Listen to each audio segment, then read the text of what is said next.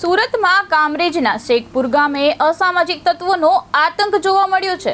અસામાજિક તત્વોના આતંકને લઈને કામરેજ પોલીસ હરકતમાં આવી હતી।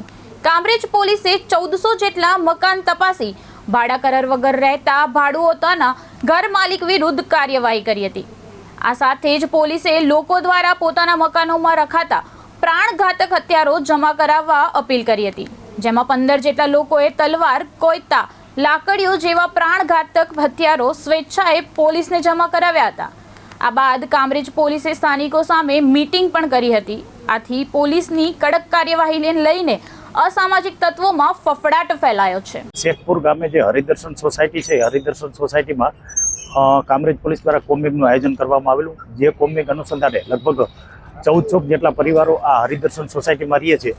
તે જે ભાડા કરાર વગર જે પણ લોકો અહીંયા રહે છે તેના માલિક વિરુદ્ધમાં લગભગ 150 જેટલા ગુનાઓ દાખલ કરવામાં આવ્યા। આ ઉપરાંત લોકોને સ્વેચ્છાએ અપીલ કરવામાં આવી કે તમારા ઘરની અંદર જે પણ પ્રાણઘાતક હથિયારો હોય